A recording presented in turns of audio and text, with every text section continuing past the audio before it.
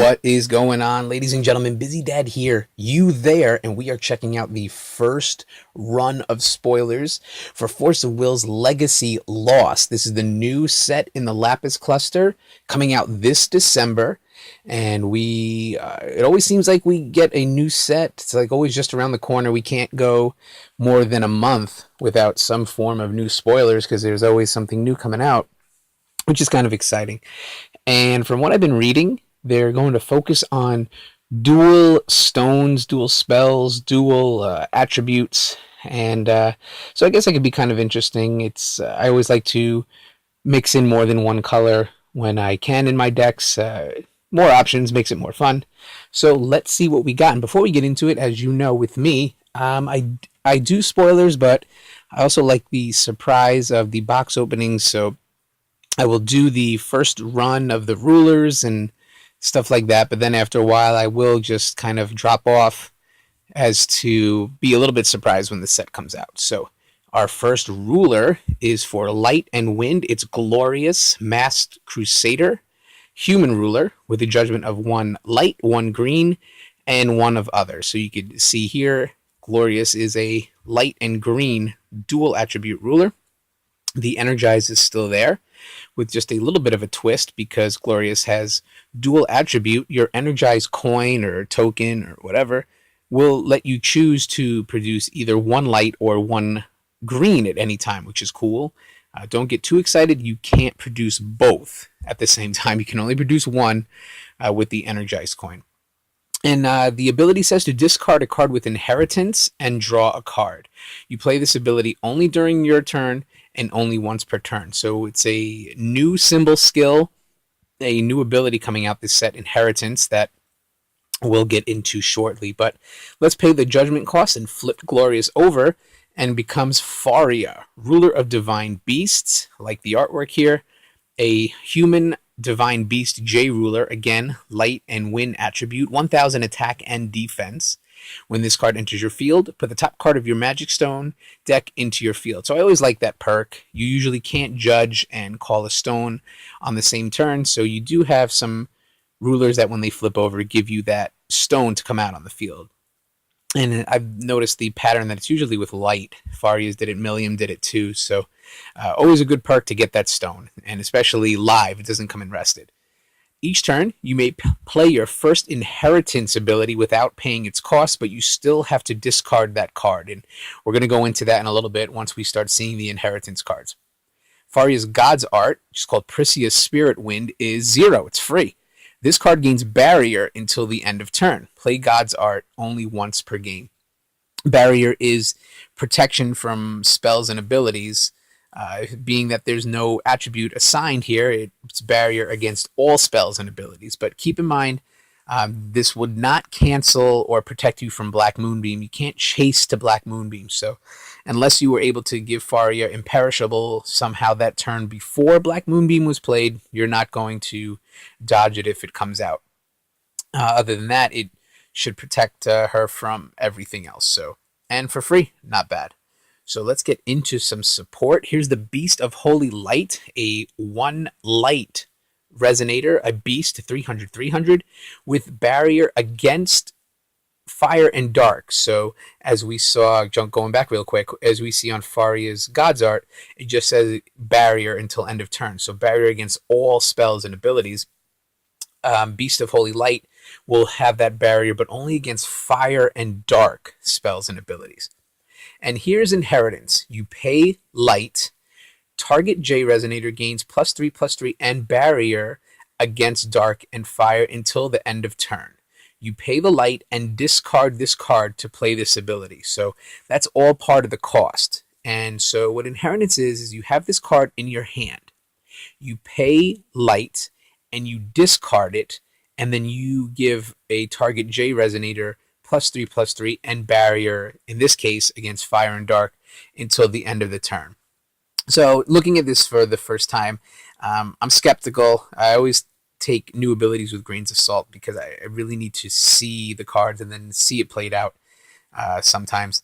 And really I'm looking at it like this. You have to pay a stone and you have to discard this card from your hand, really, from your hand right into the graveyard. And so in the long run, will the result of the inheritance be worth it? So in this case, you can get +3/+3 and barrier against fire and dark until the end of the turn. And while that seems good to maybe save your J ruler, and in this case Faria, maybe Faria's already played her the God's Art. Maybe you've already done the God's Art and you can't give her barrier anymore, and someone's coming up with some killer fire spell that would take her out. Maybe this is a way to protect her. But I'd really have to see more of these cards in action to tell. So inheritance again is to pay a cost and discard the card, and then something happens because of it. Sacred Beast of Wind, a 1-drop 300/300 beast resonator, so 1 green with flying. So a 3/3 flyer for 1 drop. Okay. It has an inheritance cost as well. So for 1 green, target J resonator gains +3/+3 and flying until the end of turn. So you pay the green, you discard this card, and you get to give a target J resonator +3/+3 in flying.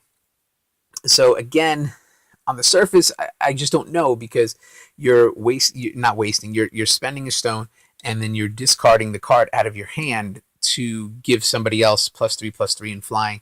And I always say discard is death. So I'm not a big fan of having to discard. But I can see this coming in handy as a little bit of a sneaky play on your opponent's turn. As long as you're able to play the inheritance ability during your opponent's turn, which I think you can, because it doesn't say anything like play this only when you could play a chant. We've seen that on other cards. So to play this out of your hand during your opponent's turn, you got a green stone open. Maybe they got a big flyer who's going to come in and really do some damage to you. You can pay the 1 green, discard, and give a chump blocker or somebody you don't mind dying, give them the +3/+3 in flying just to get them up there and block it. So maybe something like that, kind of a sneaky move. Or just if you have on your own turn, you have a really big resonator that can put in some huge damage. Maybe you swing and play this to give it +3/+3 in flying, and your opponent can't block it. So it does have its purposes. I just always want to make sure that it's worth having to discard a card, and maybe it is here. Divine Beast of Ataractia, a 600/600 Divine Beast, 1 green and 1 light. Whenever you play an inheritance ability, this card gains +2/+2, and whenever this card deals damage, you gain that much life. And I really like that. That is good, because you get this guy on the field, and then as you're playing other cards with inheritance, he's going to get +2/+2 for the turn, and then whenever he deals damage, you gain that much life. That is really good. It's really strong. I like doing stuff like that. It has its own inheritance cost. Again, 1 green, 1 light. Discard it, and target J resonator you control gains +6/+6 until the end of turn. The top ability to me is way better. Farias Summon, a 2-drop quick cast chant, so you can do this at any time. 1 green and 1 light to play. Search your deck for a resonator, reveal it, and put it into your hand, then shuffle your deck, which is really good. I like this card. If you need a card for a combo, or maybe to finish off the game, you don't have it just yet, or it's got to be a resonator, not just a card, but you pay this and then you just go grab it. Kind of stinks that you have to reveal it, but the cost is low, so I can see the trade-off. Also, the Torrent ability, you can recover up to 1 target magic stone. So Torrent is a little bonus as long as this is not the first card you played. So if you play this second, you get to go get a resonator, put it into your hand, and then you get to recover a stone. So in essence, this spell would only cost 1 if it's at least the second card you played. Finally is Pricia's Memoria. This is a special magic stone. Cool artwork. If your J ruler isn't Glorius or Faria, this card enters your field rested unless you pay 300 life. I love that. I really do like that, because we see other dual stones and special stones in the past where it's got to meet a certain condition, or it just comes into the field rested. And just throwing in that little perk of, hey, look, if you pay 300 life, it won't be rested. I really do like that. I like that choice. You don't have to do it, but if you can afford it and you need to use the stone at that turn, just pay the 300 life and you can do this. So I really do like that. Good job, Force of Will, for throwing that in there. Again, you treat this card as a light or wind stone, so you rest it to produce light or green.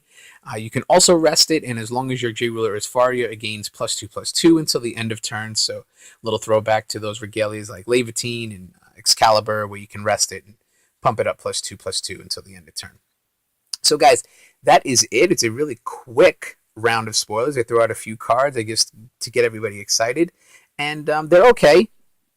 I want to see more inheritance cards because I want to see if there's any way to offset it or maybe supplement it. Maybe there's some drawing cards too to help refill your hand, especially if you're using the inheritance ability.